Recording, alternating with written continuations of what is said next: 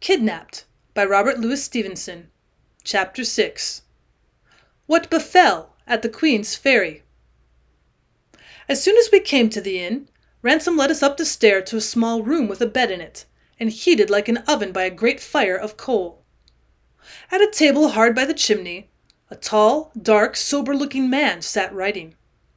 In spite of the heat of the room, he wore a thick sea jacket, buttoned to the neck, and a tall, hairy cap drawn over his ears.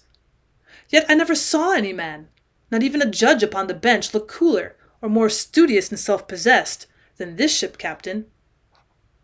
He got to his feet at once and, coming forward, offered his large hand to Ebenezer.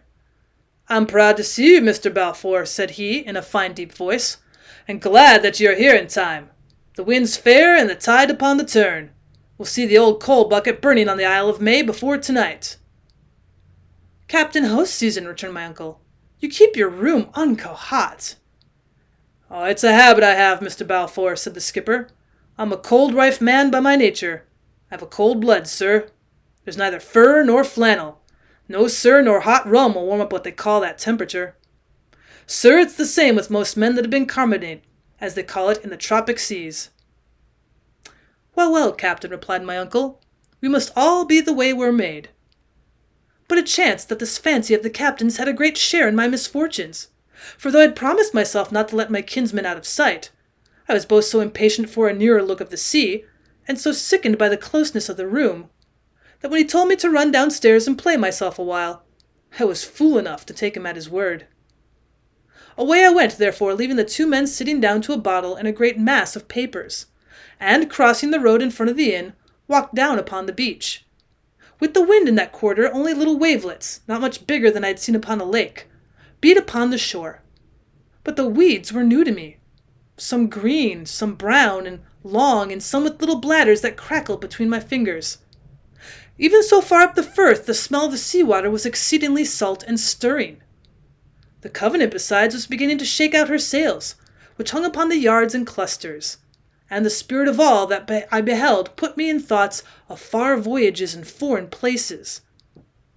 I looked, too, at the seamen with the skiff, big brown fellows, some in shirts and some with jackets, some with colored handkerchiefs about their throats, one with a brace of pistols stuck into his pockets, 2 or 3 with knotty bludgeons, and all with their case-knives. I passed the time of day with one that looked less desperate than his fellows, and asked him of the sailing of the brig. He said they'd get under way as soon as the ebb set, and expressed his gladness to be out of such a port, where there are no taverns and fiddlers, but all with such horrifying oaths, that I made haste to get away from him.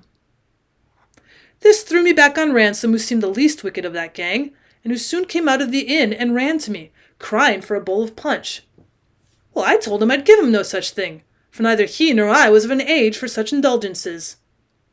"But a glass of ale you may have, and welcome," said I. He mopped and mowed at me, and called me names, but he was glad to get the ale for all that. And presently we were set down at a table in the front room of the inn, and both eating and drinking with a good appetite. Here it occurred to me that, as the landlord was a man of that county, I might do well to make a friend of him.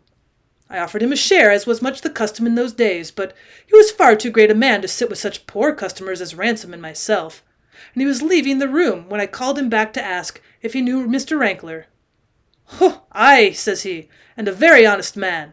And oh, by the by," says he, "was it you that came in with Ebenezer?" And when I told him yes, "You'll be no friend of his?" he asked, meaning in the Scottish way that I'd be no relative.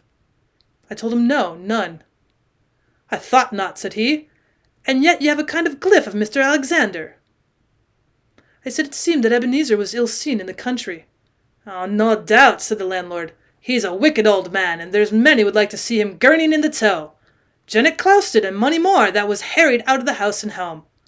And yet he was once a fine young fellow too, but that was before the sow gained abroad about Mr. Alexander. That was like the death of him." "And what was it?" I asked. "Oh, just that he had killed him," said the landlord. "Did you never hear that?" "And what would he kill him for?" said I. "And what for? But just to get the place," said he. "The place?" said I. "The Shaws?" "Another place that I can," said he. "Aye, man," said I. "Is that so? Was Alexander the eldest son?" "'Deed was he," said the landlord. "What else would he have killed him for?" And with that he went away, as if he had been impatient to do from the beginning. Of course I'd guessed it a long while ago. It is one thing to guess and another to know. And I had sat stunned with my good fortune, and could scarce grow to believe that the same poor lad who trudged in the dust from Ettrick Forest not 2 days ago was now one of the rich of the earth, and had a house and broad lands, and might mount his horse tomorrow. All these pleasant things and 1,000 others crowded into my mind, as I sat staring before me out of the inn window, and paying no heed to what I saw. Only I remember that my eye lighted upon Captain Hoseason down on the pier among his seamen, and speaking with some authority. And presently he came marching back towards the house with no mark of a sailor's clumsiness, but carrying his fine tall figure with a manly bearing, and still with the same sober, grave expression on his face. I wondered if it was possible that Ransom's stories could be true, and half disbelieved them. They fitted so ill with the man's looks. But indeed he was neither so good as I supposed him, nor quite so bad as Ransom did. For in fact he was 2 men, and left the better one behind as soon as he set foot on board his vessel. The next thing I heard my uncle calling me, and found the pair in the road together.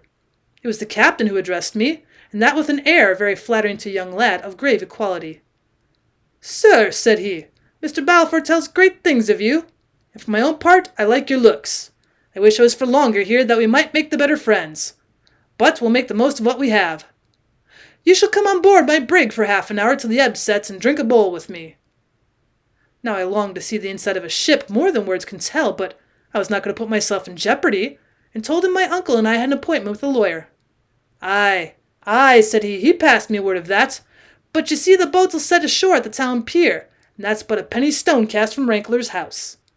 And here he suddenly leaned down and whispered in my ear, "Take care of the old Tod, he means mischief. Come aboard till I can get a word with ye." And then passing his arm through mine, he continued aloud as he set off towards his boat, "But come, what can I bring you from the Carolinas? Any friend of Mr. Balfour's can command. A roll of tobacco, Indian featherwork, a skin of a wild beast, a stone pipe, the mockingbird that mews for all the world like a cat, the cardinal bird that it's red as blood. Take your pick, and say your pleasure." Well, by this time we were at the boat side, and he was handing me in. I did not dream of hanging back. I thought, the poor fool, that I had found a good friend and helper, and I was rejoiced to see the ship. As soon as we were all set in our places, the boat was thrust off from the pier, and began to move over the waters.